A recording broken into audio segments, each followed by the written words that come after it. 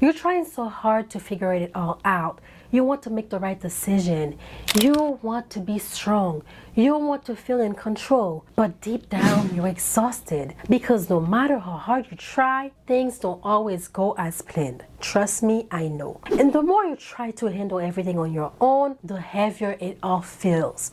But listen to me. You were never meant to carry any of this alone. God didn't create you to do life in your own strength. He created you to walk with Him, to trust Him, and to lean on Him, and to let Him lead. So, if you've been feeling overwhelmed, here's a 5-step journaling exercise to help you surrender control and let God lead your life.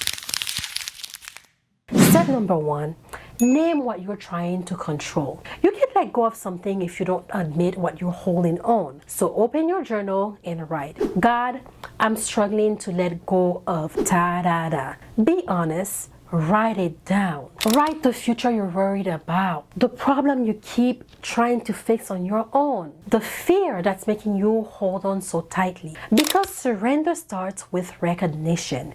And when you name it, you take the first step towards releasing it. Step number 2, acknowledge what's weighing you down. Holding on to control is heavy. And when you rely on your own strength, the weight of it all starts crushing you. So now, write, trying to handle this on my own has made me feel ta-da-da. Maybe it's made you feel tired, anxious, frustrated, stuck, depressed. God never asked you to carry this alone.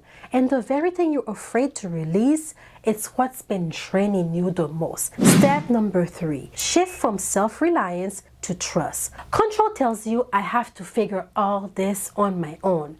Faith tells you I don't have to have all the answers, because guess what? God does. So now in your journal, write, God, I choose to trust you with, and list all the things you're surrendering today. The unanswered questions, the next steps you're unsure of, the outcome you've been stressing over. Because trust isn't about having a perfect plan. It's about believing that God already does. Step number 4, let go of the pressure to be strong. You don't have to be the strongest person in the room. You don't have to hold everything together. Because guess what? God's strength was never meant to be a backup plan. It was meant to carry you from the start. So now, write this truth.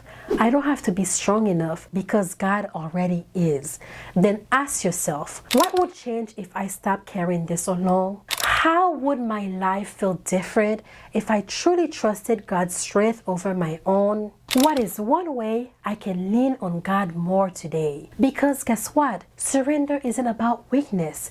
It's about stepping into real strength, the kind that only comes from God. Step number 5, declare your trust in writing. Letting go isn't a one-time thing. It's a daily decision. So now write this in your journal. God, I surrender my plans, my worries, and my need for control. I trust that you are leading me even when I don't understand.